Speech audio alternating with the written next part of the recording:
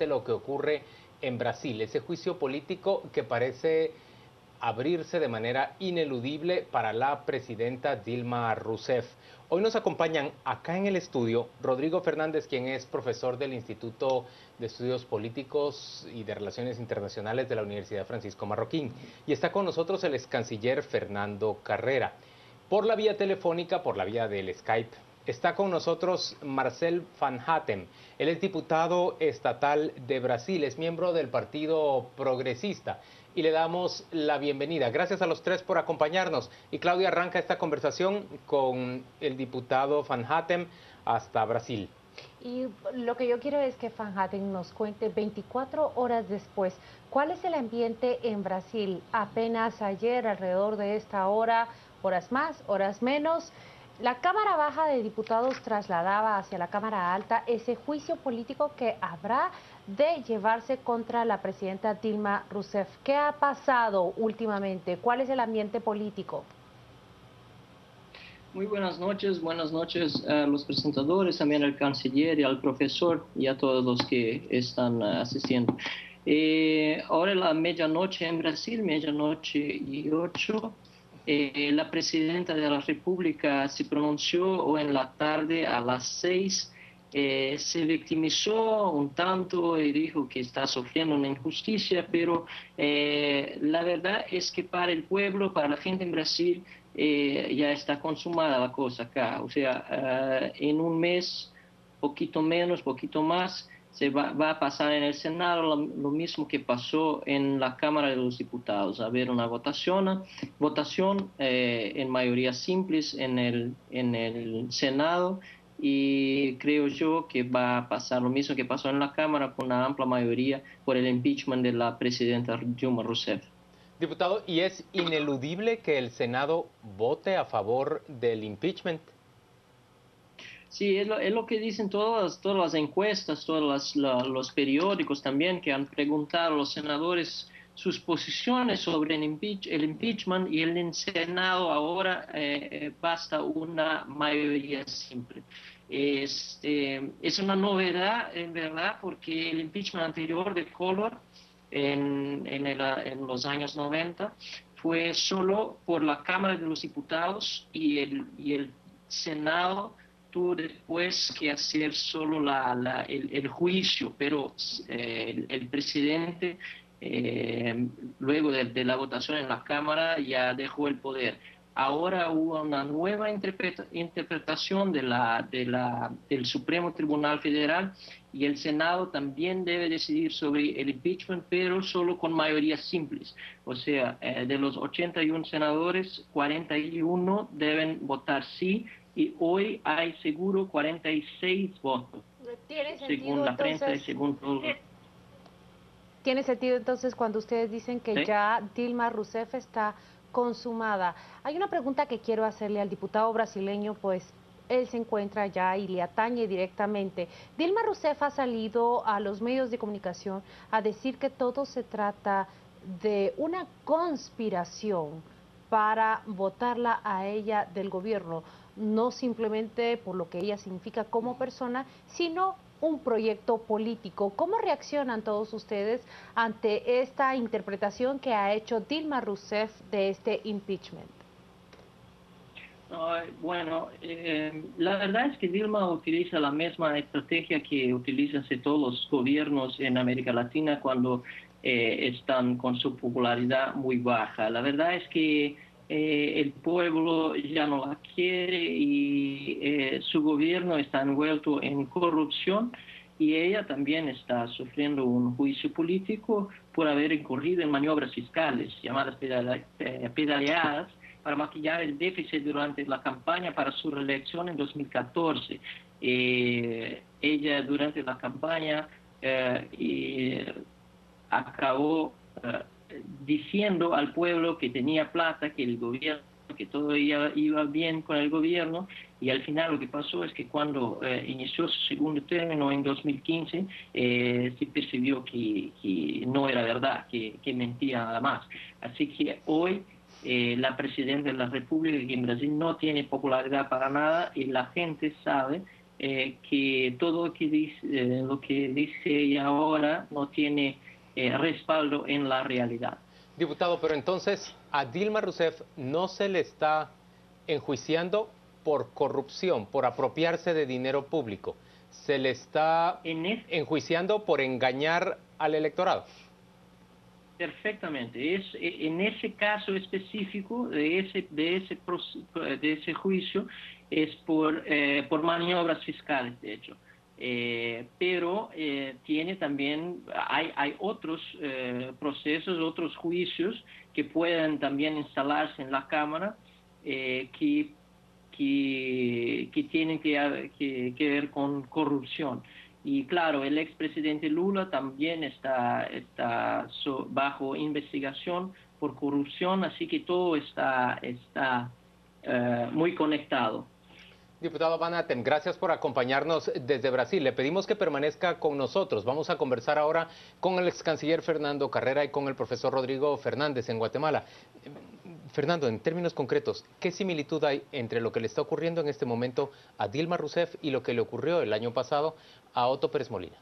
Bueno, yo creo que hay dos cosas muy parecidas. La primera es que se trata de un proceso de lo que se llama en teoría política ahora cambio de régimen. O sea, es un proceso por medio del cual se busca sustituir a un gobierno que fue electo, obviamente, por medio de un procedimiento que se considera jurídicamente válido. En este caso, en Brasil es el impeachment, en el caso nuestro era el antejuicio que tenía que pasar el presidente Otto Pérez Molina. Pero el proceso geopolítico propiamente del cambio de régimen es muy similar. La segunda cosa que se parece es que hay una bandera central, que es la bandera anticorrupción, y esa es la bandera que une a muchos sectores. La bandera anticorrupción es una bandera amplia porque es una bandera no ideológica. Puede ir desde la izquierda hasta la derecha, no importa quién esté adentro, todo el mundo está en contra de la corrupción. Entonces, la amplitud de la bandera también es importante y es similar en ese sentido. Pero hay una diferencia importante que quiero señalar. La diferencia más importante es que siempre preserva, en el caso del PT, una base política, porque esa base política viene por los programas sociales que el PT impulsó a través de Lula y de Dilma Rousseff. Lo que nos estás diciendo es que el Partido de los Trabajadores, que es el partido de Lula y de Dilma Rousseff, bien podría presentarse con éxito a una elección después de la defenestración de Dilma Rousseff. O al menos no desaparecer como ocurrió con el PP. Para nada. No, desaparecer es imposible. Ganar una elección también es imposible, las dos cosas. Pero el punto esencial es que tiene una base política, que es una base política que va a seguir existiendo. No es como en el caso nuestro, una base política que se diluyó finalmente entre otros partidos, porque así es que es lo que sucedió al final. Entonces, eso va a ser diferente entre los dos procesos. Rodrigo, Datafolha de Brasil publicó hace una semana la última encuesta que levanta con brasileños. El 63% consideraba este gobierno terrible y fatal o malo. La pregunta es que pareciera que hemos transitado de las dictaduras y sus golpes de Estado a estas democracias y sus impeachments o sus antejuicios. ¿Qué está pasando en la democracia de América Latina? Bueno, lo que pasa principalmente es que nunca los países latinoamericanos, que digamos que es el ejemplo que tendríamos que estar estudiando en estos momentos, habían sido tan ricos. Ningún país de Latinoamérica hasta mediados del siglo XX se había logrado insertar en la economía mundial. Por ejemplo, se me ocurre en Guatemala el caso de TSQ no se hubiera podido dar hace 20 años porque eran irrelevantes nuestras transacciones, las instalaciones portuarias eran mínimas. Y entonces yo creo que lo que pasa ahora es que hay mucho dinero, ¿verdad? La red pública ha crecido muchísimo y todos que le quieren meter mano. Y yo creo que también el problema es que no hemos transitado los ciudadanos con la misma velocidad hacia las exigencias por la administración de la red pública, ¿verdad? En la misma velocidad que lo han hecho los políticos que llegan a abalanzarse sobre esos recursos, ¿verdad? Yo creo que eso es principalmente, desde mi punto de vista, lo que está pasando, ¿verdad? Como ciudadanos no hemos evolucionado tan rápido como el político en el manejo o en el aprovechamiento desmedido de fondos públicos, ¿verdad? Yo tengo una pregunta que hacerle al diputado Marcelo Van Hatten, pero en realidad la pregunta es también relevante para ustedes. Diputado, nos acompaña todavía por la vía del Skype. La pregunta es, el vicepresidente Tardem, así se pronuncia, ¿verdad? El vicepresidente Tardem, ¿va a poder sustituir, a pesar de su impopularidad, a Dilma Rousseff? ¿Va a poder él llevar a fin del periodo el gobierno para el cual fueron electos? Bueno, así se espera, para que tengamos un poco de estabilidad. La verdad es que Dilma y Temer, que es su vice, tienen también un juicio en el Tribunal Superior por corrupción en la campaña electoral. Hay que tener en cuenta que la Petrobras, que era la más grande compañía petrolera de Brasil, fue totalmente liquidada por el gobierno de PT para pagamento de propina a políticos del PT y también de otros partidos, incluso el partido del vicepresidente Temer. La pregunta que queda es si el Tribunal Superior va a continuar con el juicio hasta el fin del mandato de Temer, o se va a dejar que Temer estabilice el país, malgrado todo lo que pasó en la campaña de Dilma y de Temer. Yo disiento hasta cierto punto de la respuesta de Rodrigo. Decía que los países ahora son más ricos y están teniendo una serie de negociaciones a niveles transnacionales. No creo que eso no haya ocurrido antes. De hecho, las grandes obras de América Latina se gestan o se pueden construir durante muchas de las dictaduras. Pero creo que aquí hay una variable que no hemos analizado y es la justicia. Esa fiscalía de Brasil, la fiscalía guatemalteca. ¿Es esto lo que ha cambiado realmente? ¿Estamos transitando hacia instituciones más fuertes, más poderosas, hacia conocer poderes más independientes? Hay una variable que hay que considerar que está cambiando la composición de los poderes en América Latina. Yo creo que más que las instituciones es el apoyo internacional, ¿verdad? Yo creo que cada vez importa más, digamos, el actuar de las instituciones nacionales en el impacto mundial. En el caso de Guatemala con los migrantes, ¿verdad? Esa gran corriente de centroamericanos que pasa por Guatemala, el empobrecimiento o el ampliamiento más bien de la brecha de pobreza del triángulo norte centroamericano es, digamos, pivotal para la política exterior de Estados Unidos con respecto a los migrantes. Entonces yo creo que es más, digamos, más que la maduración de las instituciones nacionales, es más la preocupación de organismos internacionales para que funcionen nuestras instituciones. La conexión. Exacto. Ahora, la gran ventaja es que han encontrado, digamos, con actores que han funcionado, ¿verdad? Léase Iván Velázquez, léase Telma Aldana, que han funcionado, que han, digamos, querido asumir el reto, ¿verdad? Que no había pasado antes. Entonces yo creo que eso podría ser, digamos, un elemento adicional, aunque obviamente pues yo sí, digamos, creo que Guatemala nunca antes había tenido, digamos, una inyección de dinero público tan grande, ¿verdad? Antes los gobiernos militares lo hacían en base a endeudamiento, ¿verdad? Y dejaban los países quebrados. Entonces, digamos, esa gran corriente de dinero de los grandes negocios que se pueden posibilitar ahora, que antes se repartían, digamos, en la cúpula militar, que ahora está, digamos, a disposición de los políticos, es lo que mantiene, digamos, estas estructuras, ¿verdad?, que son tan difíciles de destruir, ¿verdad? Fernando, las dos preguntas son atinentes. La primera, ¿por qué se está produciendo en esta época esta serie de procesos en diferentes regímenes latinoamericanos que conducen hacia un cambio de régimen justamente? Pero por el otro lado también, ¿cuál es el futuro de Brasil con el vicepresidente Terem también cuestionado? Sí, bueno, mira, ¿por qué está sucediendo? Es porque hay factores geopolíticos también de por medio. Estas no son solo crisis domésticas, son crisis de geopolítica. Y tiene que ver con, obviamente, la necesidad de que hubieran presiones también internacionales para que lo que fue el posicionamiento, particularmente de Sudamérica, que fue un posicionamiento cada vez más distante de la política de Estados Unidos, de alguna manera ha habido señales claras de Estados Unidos de que necesita regímenes mucho más cercanos. Y yo sí pienso que hay un interés geopolítico en que existan regímenes mucho más proclives a un diálogo con Estados Unidos de lo que existió en algún momento. Hay que decir que en tiempo de Lula había ese diálogo con Estados Unidos, ¿eh? Fue el tiempo de Dilma Rousseff que hubo un distanciamiento entre la posición de Brasil y la de Estados Unidos muy clara. Pero bueno, en este momento uno lo mira y lo mira claramente que los cambios de régimen, para plantearlo así, los cambios políticos que se están dando en América del Sur son todos favorables a Estados Unidos. La derrota de Kirchner en Argentina, el hecho que Evo Morales no haya podido lograr pasar su referéndum de reelección, ahora el impeachment contra Dilma Rousseff y por supuesto la crisis política venezolana que tiene sus propios efectos domésticos también. Entonces yo diría que hay un elemento común que es geopolítico y eso es importante tenerlo presente.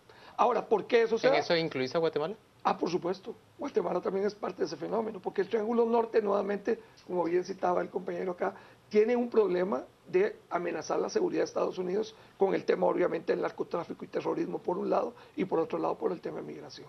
Entonces, sí hay un problema geopolítico también en el Triángulo Norte, que claramente tiene que ver con las preferencias de Estados Unidos de con quién dialogar y con quién no, ¿no? Y lo segundo es el futuro de Brasil con el vicepresidente. Pues todo el mundo quisiera tener la estabilidad que el diputado está señalando que se quisiera tener. No sabemos políticamente cómo se va a resolver la crisis. Lo que sí es cierto es que el partido del vicepresidente es tan cuestionado como el PT por fenómenos de corrupción. Y entonces, si va a haber una salida, no va a ser una salida totalmente estable. Va a ser, voy a ponerlo así, un régimen débil. Lo cual es también similar con Guatemala. Finalmente, el gobierno del presidente Maldonado, el gobierno de transición, fue un régimen débil, es un régimen que no tiene mucha fuerza. Incluso hoy podemos decir que el régimen del presidente Jimmy Morales es un régimen políticamente débil, ¿no? Entonces, la debilidad política es la herencia del proceso. Y uno lo mira también en el caso de Argentina, mira cómo la transición hacia Macri no ha sido una transición hacia un gobierno fuerte. Macri tiene muchos desafíos y muchos problemas todavía hoy.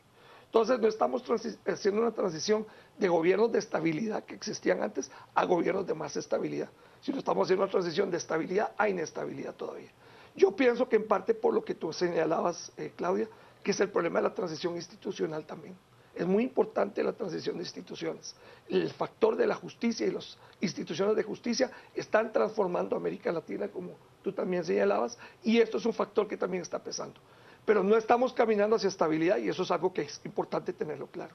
Yo quisiera aprovechar que tenemos al diputado Van Hatten para preguntarle a él directamente cuál es el rol que los brasileños le otorgan en toda esta historia a esa fiscalía de sabuesos, le ha llamado la prensa brasileña, a los investigadores que han develado todos estos casos de corrupción. La verdad es que la corrupción es endémica en Brasil, así como lo es en otros países en América Latina, y tenemos muchos problemas históricos con corrupción. Así que el hecho de que el pueblo fue a las calles en protesta contra la corrupción fue también una forma de darle apoyo al juez Sergio Moro de Curitiba y a todos que están involucrados en ese proceso de fiscalía. La diferencia es que el PT, el partido de la presidenta Dilma Rousseff, el expresidente Lula, institucionalizó la corrupción de una forma que no se había visto antes. La compra de diputados en el Parlamento con el mensalón durante el gobierno de Lula y ahora con Dilma, con el dinero de la petrolera, es algo muy distinto de lo que pasó en el pasado. Así como también es muy distinto la forma de gobernar de Dilma y de Lula también, que es una forma muy dictatorial, una forma que se ve también en otros países del continente, en una forma todavía aún más, fuerte, como en la Venezuela de Maduro, Ecuador de Correa o Morales en Bolivia, el Foro de São Paulo y toda la conexión que hay entre los políticos brasileños del PT con los políticos en otros países y también Kirchner, por ejemplo, en Argentina, hizo con que la población en Brasil decidiera ahora que ya no quiere ese tipo de gobierno. Así que sí, tenemos una transición hacia un partido político tradicional, que es el PMDB de Temer, y que tiene muchas personas con problemas con corrupción, pero por otro lado, la población brasileña ya no quiere un proyecto como el de poder que es corrupto y además de corrupto es también un proyecto dictatorial.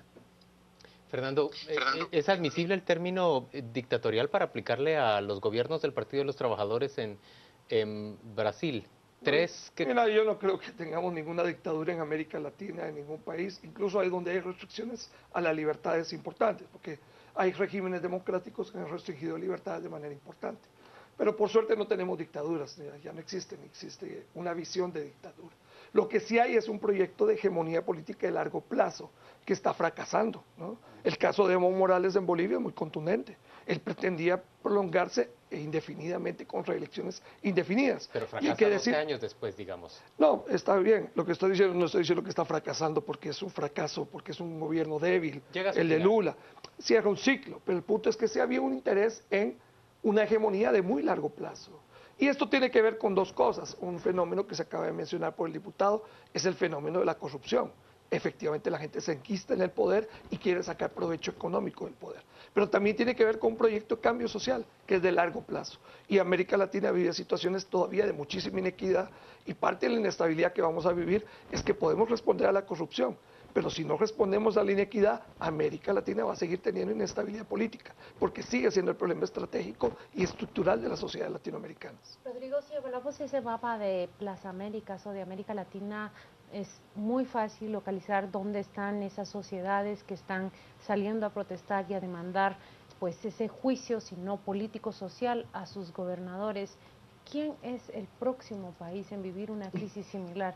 ¿Será México o por qué México, que ha tenido sus momentos tan críticos, se sostiene de la manera como hasta el momento se ha sostenido? Bueno, yo creo que el caso mexicano es interesante porque ellos probaron que era un gobierno fuera del PRI, les fue como les fue y regresaron a la estabilidad que representaba un poco el PRI, ¿verdad? Independientemente de que Peña Nieto sea el presidente, ¿verdad? Al final yo creo que México sí logró institucionalizar la política de partido, digamos, independientemente de que sea Peña Nieto o el que sea. Y eso es lo que lo sostiene. Yo me atrevería a decirle que sí. Además, la inmensa cantidad de recursos que tiene el gobierno federal mexicano, ¿verdad? Que puede mantener, digamos, la estabilidad de sus gobernadores, de sus autoridades federales contra viento y marea. Yo me atrevería a decirle que, yéndome más al sur, el próximo polo de inestabilidad, yo me atrevería a decir que es Rafael Correa. Yo creo que la reacción ante el terremoto, las continuas acusaciones de corrupción, creo que le han estado haciendo mella, y aunque él ha sido muy hábil en dominar redes sociales, medios de comunicación, yo me atrevería a decirle que las próximas protestas las vamos a ver en Guayaquil, las vamos a ver en Quito. Yo creo que Ecuador va a ser ese foco de inestabilidad antes que México. Vamos a despedir ya esta conversación preguntándole al diputado Van Hatten, quien se encuentra en Brasil. ¿Cuál es su perspectiva para las siguientes 3 semanas? Es poco más o menos lo que se espera que tome el tiempo hasta que llegue al Senado y allá se produzca la votación. ¿De qué manera va a sobrevivir el gobierno de Dilma Rousseff? ¿En cuánta debilidad sobrevive? Yo creo que va a sobrevivir solo las 3 semanas más. Van a intentar de todo. Infelizmente vivimos bajo un gobierno que, como decía antes, es un gobierno que no está acostumbrado a actuar dentro de en una democracia de verdad. Yo creo que países que tienen presos políticos, como es el caso de Venezuela, en donde no hay libertad de expresión, son sí dictaduras. No estoy de acuerdo cuando dicen que todos son democráticos en América Latina. No, no es el caso.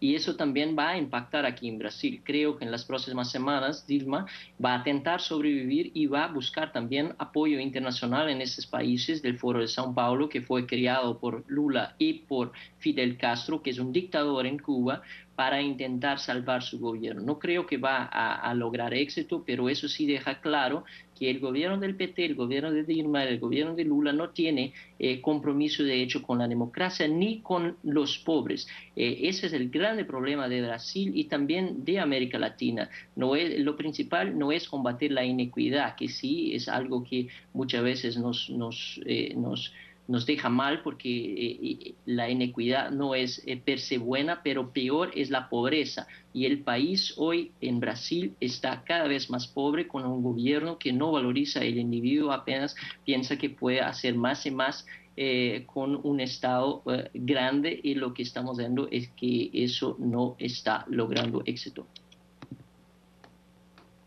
Gracias al diputado Van Hatten. Le agradecemos también a Fernando Carrera y a Rodrigo Fernández de acompañarnos hoy a las 8:45.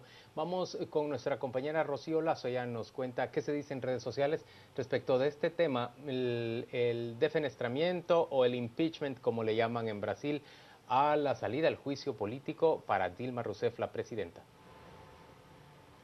Así es, Juan Luis, buenas noches. Nos interesa muchísimo saber su opinión acerca de este tema. Ya pudo escuchar usted la conversación durante este primer bloque. Esperamos sus comentarios. Vamos a comenzar con Raúl. Mientras persista la desigualdad en Latinoamérica, los gobiernos que decepcionan y las convulsiones sociales serán perpetuos. Y por último, Fernando, con Cuba, esta destrucción de regímenes fortalece la política de Estados Unidos por el conflicto geopolítico de las potencias y países latinoamericanos. Lo invitamos a seguir mostrando su opinión en cuanto a este tema. Vamos a la pausa y volvemos con más.